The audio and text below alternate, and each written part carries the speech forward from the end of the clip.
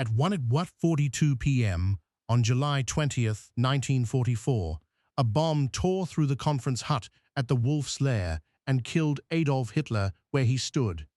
The full charge, both fuses armed, the briefcase resting in the open against the map table rather than nudged behind the heavy oak support, left nothing to chance. 4 others died in the blast. The man at the center of the room, the architect of a war consuming the continent, was simply gone. In the real history of that day, the briefcase was moved. An officer needing room for his own papers slid it behind the thick wooden plinth, and that plinth absorbed the blast that should have killed everyone in the room. Hitler walked out with singed trousers and a ruptured eardrum, and the conspiracy that might have ended the war collapsed within hours. In this alternate timeline exploration, we examine what could have happened and why the real history unfolded differently. Colonel Klaus von Stauffenberg did not wait to confirm the result. He had seen the explosion, seen the stretcher, and he and his aide Werner von Heften were already moving toward the airfield. By mid-1944, Germany was a nation losing on every front. The Western Allies had landed in Normandy on June 6th. In the east, Operation Bagration had been dismembering Army Group Center since June 22nd. The men who built this plot were not idealists with time to spare. They were gambling that one death could unlock everything. But what they could not yet know was whether killing one man would be enough, or whether the machine he built would simply close ranks and grind on without him. Stauffenberg landed in Berlin near 4 in the afternoon and reached the Bendlerblock, headquarters of the replacement army, carrying the one fact that changed everything. Hitler was dead. This time there was no broadcast to contradict him, no voice on the radio to prove the rumor false, and so the order that had stalled in reality went out with full force. Operation Valkyrie, the genuine, pre-approved contingency plan to maintain order in an emergency, was activated and turned against the regime that designed it. The difference was confirmation, where the real coup died because Hitler's survival became known by evening. Here the conspirators moved into a vacuum and filled it. General Friedrich Olbricht issued the orders. Field Marshal Erwin von Witzleben prepared to assume command of the Wehrmacht. And in the streets of the capital, the decisive question became the loyalty of one battalion. Major Otto Rehmer and the Berlin Guard Battalion held the armed initiative in the city. In reality, a phone call from Goebbels turned Rehmer against the plot. This time, with no living Fuhrer to take that call, Rehmer's men did as ordered. They cordoned the government quarter, secured the ministries, and posted guards on the SS officers rather than on the men who had given the command. The plotters understood that a dead Hitler was only the beginning. The true danger was the apparatus he left behind. Heinrich Himmler and the SS, a state within the state with field formations and a security service that answered to no one else. So the conspirators moved fast and moved first. Units loyal to the Bendlerblock surrounded the Reich Security Main Office and the Gestapo headquarters on Prinz Albrechtstraße before the loyalists understood that the regime had no head.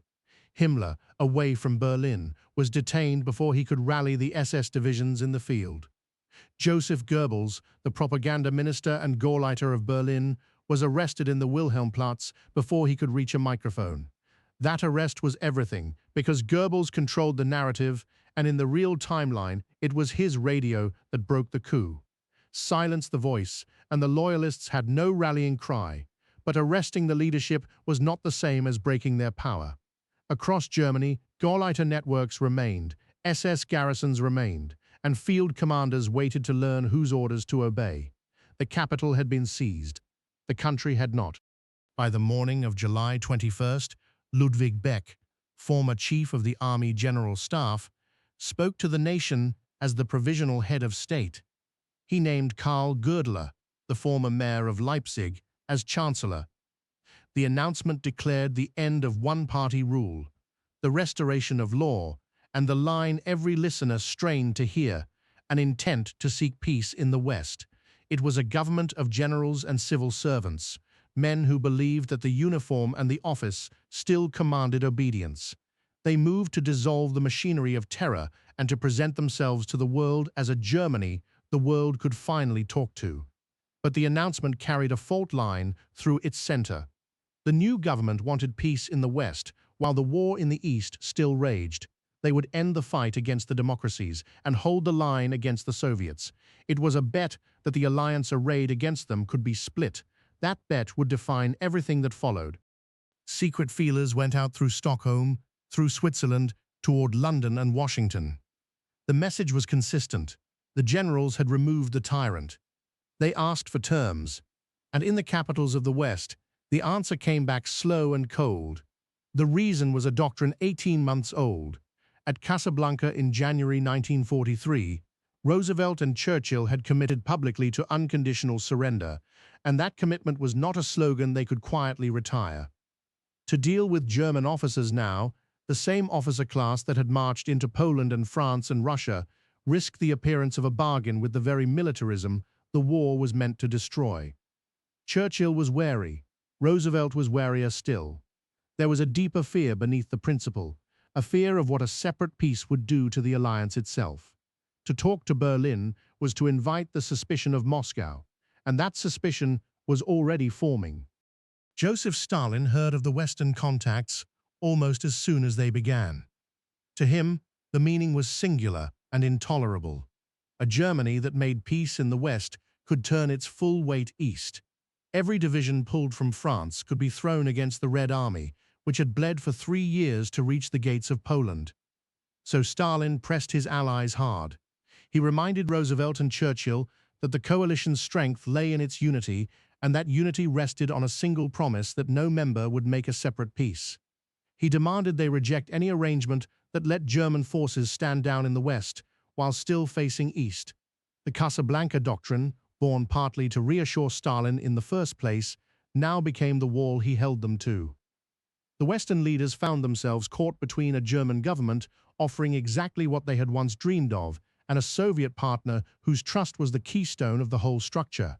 To take the deal was to lose Moscow. To refuse it was to prolong the war. While the diplomats measured their words, the war refused to pause. Soviet offensives ground forward through eastern Poland and the Baltic, indifferent to the change of government in Berlin. The new regime had seized the capital, but it discovered that seizing the capital was not the same as commanding the front. German generals in the east faced an impossible arithmetic: hold the lines and bleed, or pull back and bargain from weakness.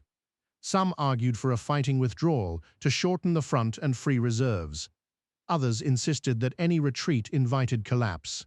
And in Berlin, Beck and Goerdeler watched their own war policy slip from their hands because the men with the divisions were making their own calculations about survival. The provisional government had promised peace in the West and a stand in the East, and it could deliver neither on its own terms. The longer the talks dragged, the more the front dictated the politics instead of the other way around. And so the episode closes not on victory or defeat, but on a question. Two shapes hovered over the autumn of 1944, and the war would take one of them.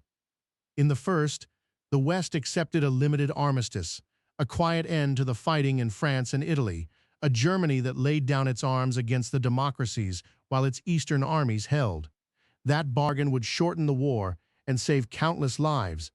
It would also harden the line between East and West into something colder and more permanent than anything the real history produced, a Europe divided not by where the armies stopped, but by the deal that stopped them. In the second shape, the alliance held. Roosevelt and Churchill kept faith with Stalin, refused the generals, and pressed the same demand for total surrender they had always made. Germany would be defeated regardless, by coalition rather than by collapse, by a slower road to the same ruin. The men who killed Hitler would have changed the manner of the ending without changing the fact of it. That is the hard truth at the center of this timeline. A briefcase in the open could remove a dictator. It could not remove the war he had already lost.